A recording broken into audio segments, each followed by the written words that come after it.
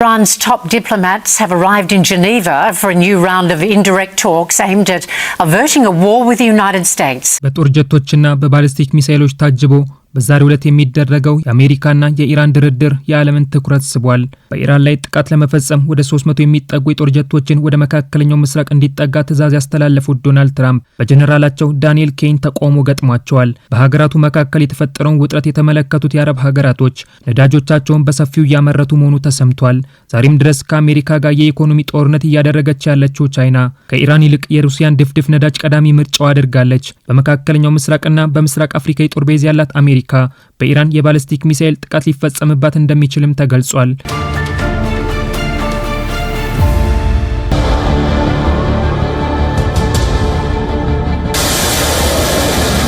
ከኢራን ጋር ድርድር ለማድረግ ልዩ መልእክተኛቸውን ስቲቭ ዊትኮቭንና አማቻቸውን ጃሬድ ኩሽነርን ወደ ጄኔቫ ይላኩት በኢራን ላይ ጥቃት ለመፈጸም የጦር መርከቦቻቸውንና የጦር ጀቶቻቸውን በመካከለኛው ምስራቅ ባህር ላይ ያሰፈሩት ዶናልድ ትራምፕ በአሜሪካ የጦር አዛዥ ሊቀመንበር ጄኔራል ዳንኤል ኬን ተቃውሞ ገጥሟቸዋል።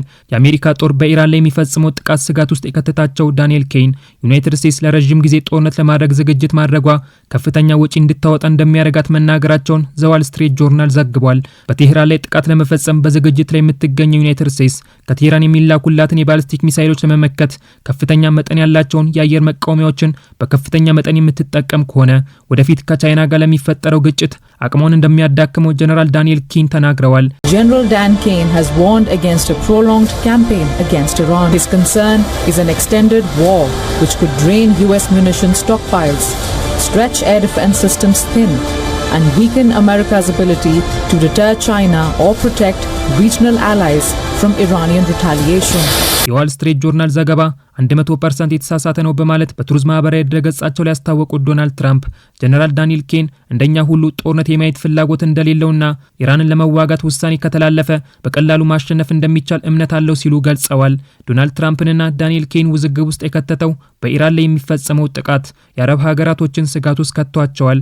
መሬታቸውን ምሰው አሸዋቸውንም ቆፍረው ለዓለም ሀገራት ነዳጆቻቸውን ሲሸጡ የቆዩት የባህር ሰላጤው ሀገራት ነዳጆቻቸውን ከቀደመው በበለጠ መመዝበራቸውን ቀጥለዋል። በአሜሪካ ጦር ጥቃት እንደሚፈጸምባት ያወቀችው የቬንዙዌላ ዕጣ ፈንታ እንደሚገጥማት ከወዲሁ የተገነዘበችው ኢራንን ብትሆን ነዳጇን በርካሽ ዋጋ መቸብቸቧን ቀጥላለች። المملكة العربية السعودية في ال5 سنوات القادمة سوف تكون مختلفة تماما.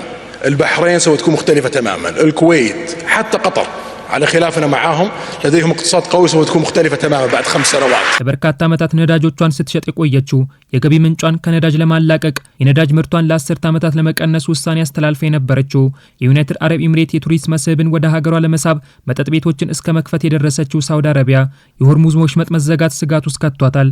በ2026 የካቲት ወር ብቻ በ24 ቀናት ውስጥ በቀን 7.3 ሚሊዮን በርሚል ወደ ውጭ ሀገራት ስትልክ የነበረችው ሪያድ ይህን ቁጥር ከፍ ለማድረግ እየተጣደፈች መሆኗን ብሉምበርግ ዘግቧል። እንደ ሳውዲ አረቢያ በኢራንና አሜሪካ ጦርነት ጭንቀት ውስጥ የወደቁት ኢራቅ፣ ኩዌትና የተባበሩት አረብ ኤሚሬትስ ወደ ውጭ ሀገራት የሚልኩትን የነዳጅ መጠን በቀን ወደ 600,000 በርሚል ለመጨመር መወሰናቸውም ተገልጿል።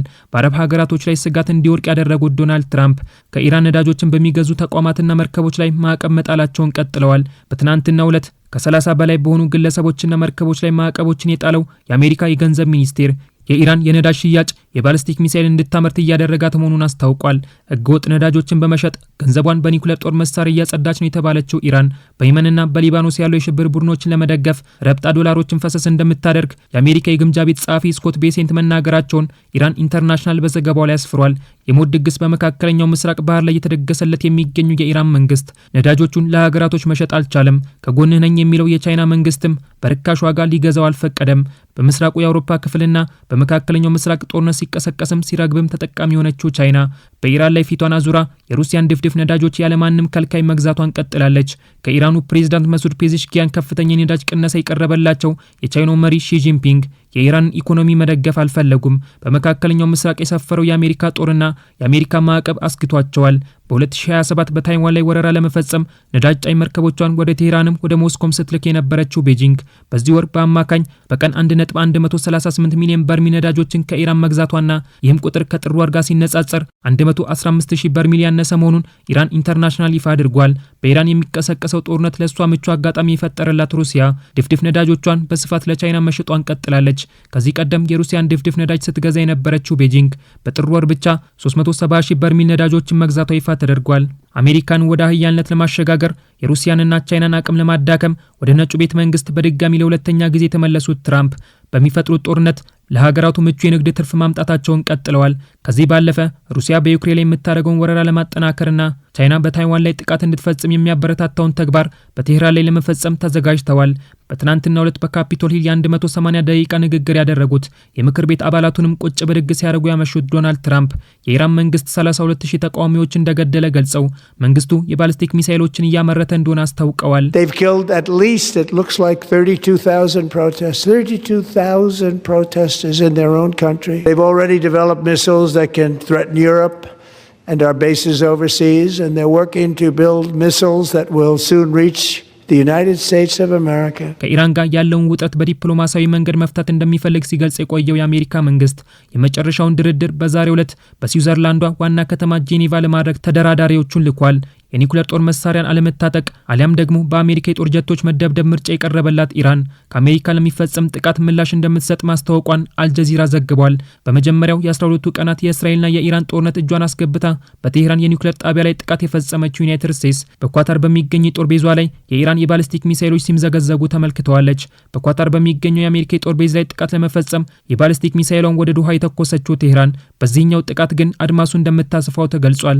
በሶሪያና በኢራቅ በሳውዲ አረቢያና በኳታር በእስራኤልና በዮርዳኖስ እንዲሁም በጅቡቲ የጦር ቤዝ ያላት አሜሪካ የኢራንን የባሊስቲክ ሚሳኤል ጥቃት ልታስተናግድ እንደምትችል ፋይናንሻል ታይምስ ይፋ አድርጓል። የኢራን የጦር ኃይሎች ዋና አዛዥ ሜጀር ጀነራል አብዱራሂም ሙሳቪ አሜሪካ ስህተት ከሰራች የኢራን ጦር ከባድ ጉዳት እንደሚያደርስባት አስታውቀዋል። Rocket launchers and swarms of attack drones ready to be unleashed. All units, he said, have designed very effective measures as tensions build on a potential US attack across the region. የራሷን የእርስ በርስ ጦርነት በቅጡ ያልፈታችው ዜጎቿን ለስደትና ለሞት እየዳረገች ያለችው አፍሪካ መካከለኛው ምስራቅ የሚነደው እሳት ሊያቃጥላት ተዘጋጅቷል። የአሜሪካን ወታደሮች በምድሯ ላይ ያሰፈረችው ከኢትዮጵያ ባለፈ ለሌሎች ሀገራት ወደቦቿን የምታከራየው ጅቡቲ በኢራን ጀነራሎች ወየውልሽ እየተባለች ትገኛለች።